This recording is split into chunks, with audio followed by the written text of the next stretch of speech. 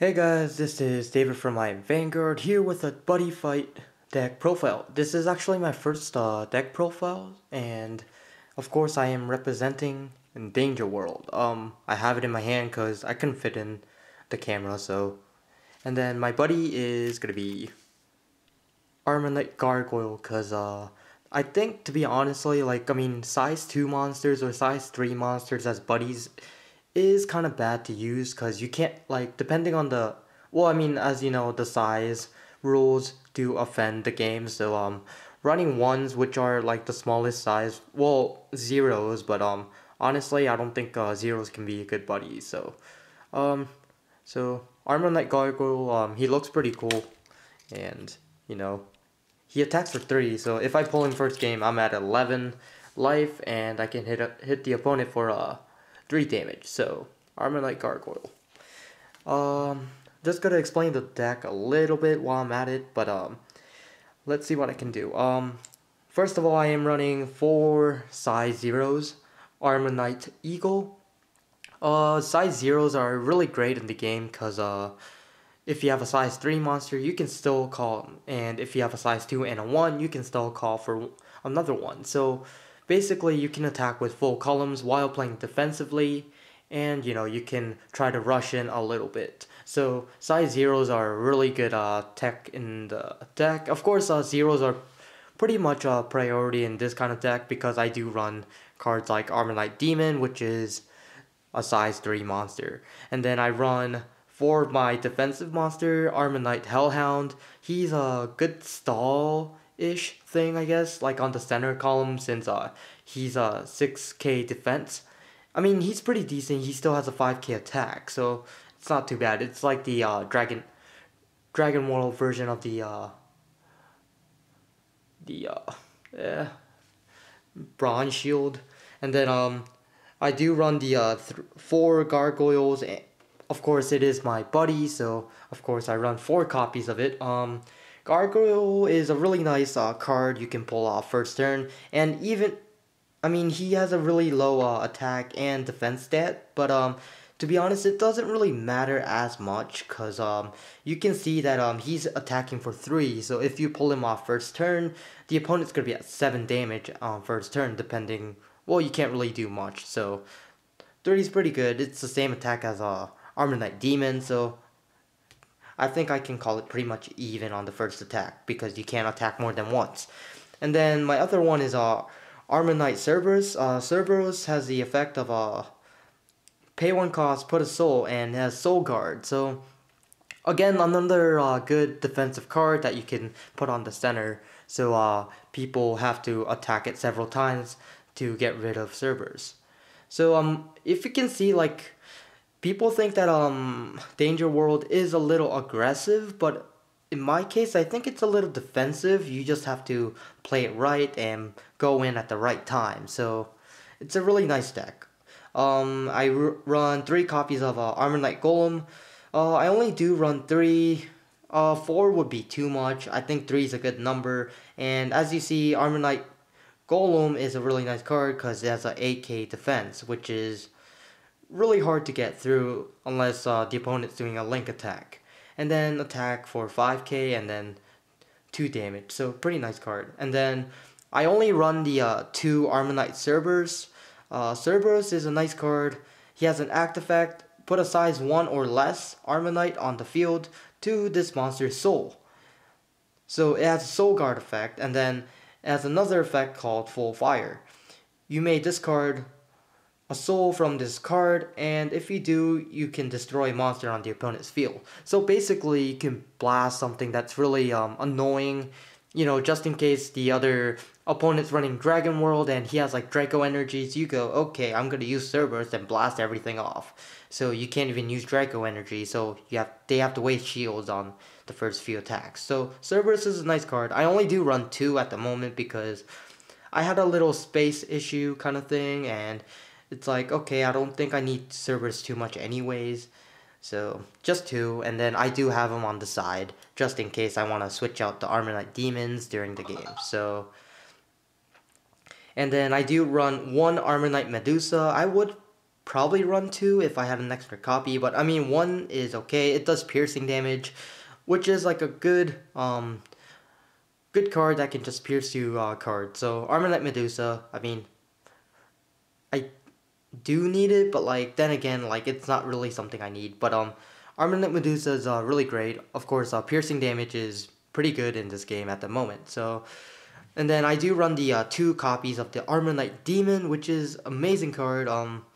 It has a double attack, and then of course his call cost is a little high, but you have to put a monster to the drop zone and then pay 2 cage. So you have to destroy a monster and then call ArmorKnight Demon, which I mean, most likely you have a monster on the field left, and then you just sacrifice for Demon anyways, and then pay 2 gauge, and it has double attack. So if the opponent doesn't have anything on the center, you can basically attack with Demon twice, which is a 6 damage total.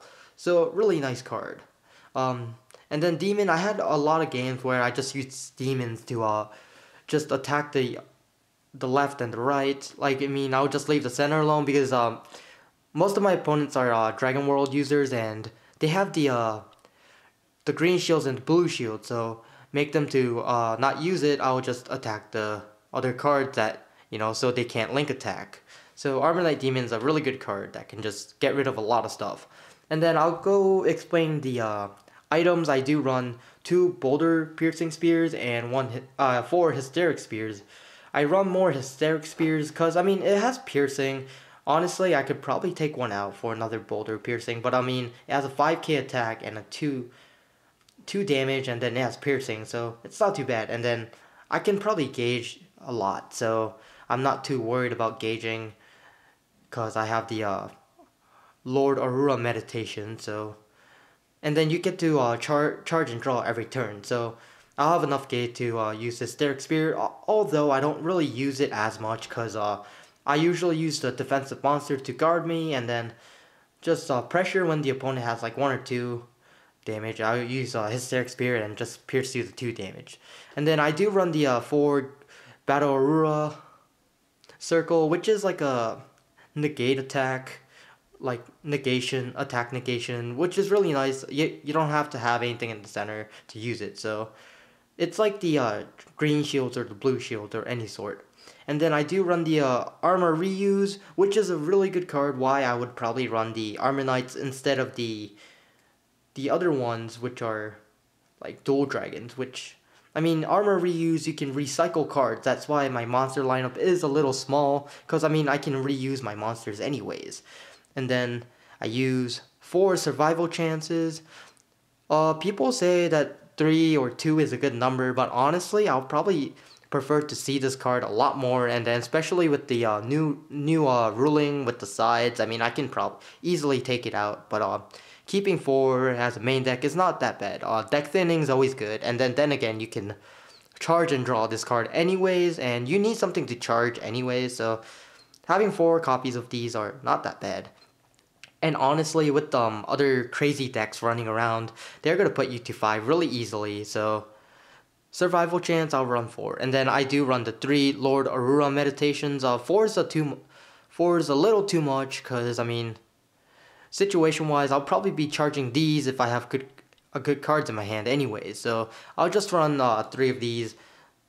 This card's actually pretty amazing, because I can charge 2 instead of 1, so it's like, okay, I don't have to charge, but I'll just use Lord Aurora meditation to charge 2, so if you need gauge, I'll just use those for gauging. And this deck does contain a little gauging, because some cards do need gauge to use their effects, and Hysteric Spear and other cards as well. And then I run 2 double guillotine. I don't know if I said it right. I do have an extra copy at my side deck, which I am not going to show because I mean, I think the main deck is the most important thing. Side decks, you can't really have a lot of side decks at the moment because there's not a whole bunch that's released anyways. But double guillotine is really nice. It's pay 1 gauge. It's a counter.